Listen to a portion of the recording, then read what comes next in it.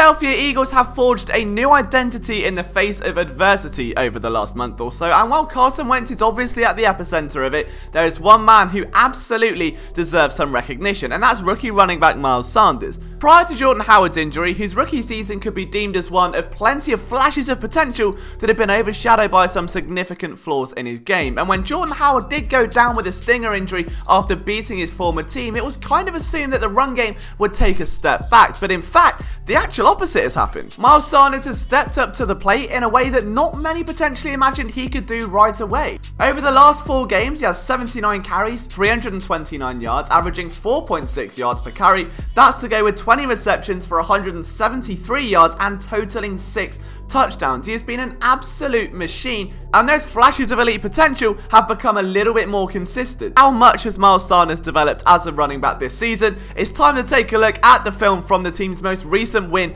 over the Dallas Cowboys, and it's time for another episode of Eagles Film Room.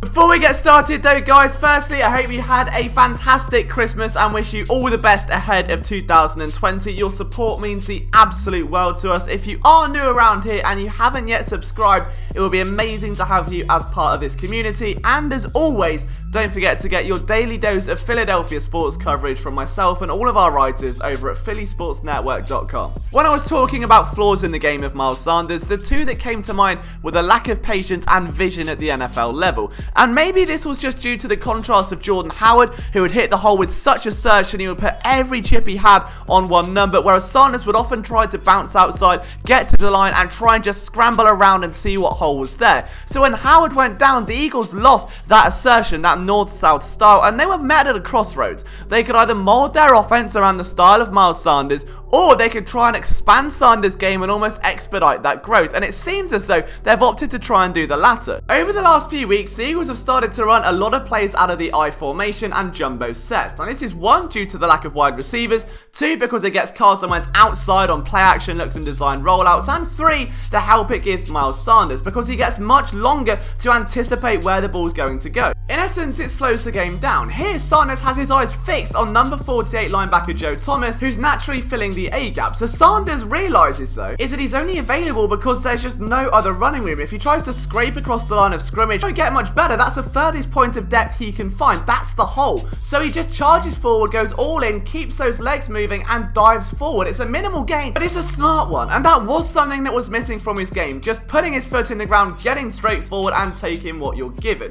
There's another example of that here. You can see another I formation. It's coming out of a 13 personnel set, so we know it's going to be a run or a play action pass, and you can see the Cowboys hone in on Miles Sanders, but watch the vision here. Look at how the game appears to slow down for him. There's none of this hesitance or what I call Wendell Smallwood-itis during the early stages of his season. Watch the eyes and look at how the body follows. At this point, he's got a crossroads. It's 50-50. He can either go to the left and meet Xavier Woods head on, or he can go to the right where there should be some open playing space, and if he can beat Xavier Woods to the corner, he's gonna have a field day. But he realizes that if he does go up the middle, Woods is gonna come down and there might not be as much room. He has to go outside in order to get that extra room. In my mind, that's the right decision, but Sayamalo loses his block and he's brought down. He can't get through that gap. Regardless if it was objectively right or wrong, Sanders made a split decision and committed to it. He didn't wobble around, he didn't try and scrape along the line of scrimmage. Here's another example here. He's gonna cut this one outside, something he loves to do, but it's the decision making, it's the ability to read what's going on, and it seems that this has been developing all season long. There are still a couple of moments in this game where you would like to see it naturally get better, but then you see something like this. This was the game-winning run, if you will. He could have gone in for a touchdown here. He opted to smartly slide the ball down and kill the clock, something that I knew caused a little bit of conversation at the time, but look at this play. 12 personnel, the Eagles have 7 men along the offensive line. They want to play bully ball here. They want to kill that clock. They give it to Sanders, and at this point, he's got to make a decision. He's got to put his foot in the ground and go outside, or he's going to slide back inside. And he reads and gets small. He doesn't stay along the line of scrimmage and go all the way around the outside of the corner. He fits through that hole. He gets skinny, which again is something we just didn't see in the earlier games this season. That's really smart play there from Miles Sanders. Now, the Eagles know that Miles Sanders is lethal in open space, and they know just how rapid he can be. So look at this. It's another I formation. Look, it's set up like a play action. Motion prior to the snap hints man coverage, so Sanders is one-on-one with linebacker Jalen Smith, and he knows that although there's a lot of running room in that hole, once he fills it, there won't be any at all. So he makes a smart call here, follows his blocks, and gets outside. It's a foot race with Jalen Smith, and he can beat him to the corner, and if he can just get through there, it would have been home run potential, but it wasn't to be. Even so,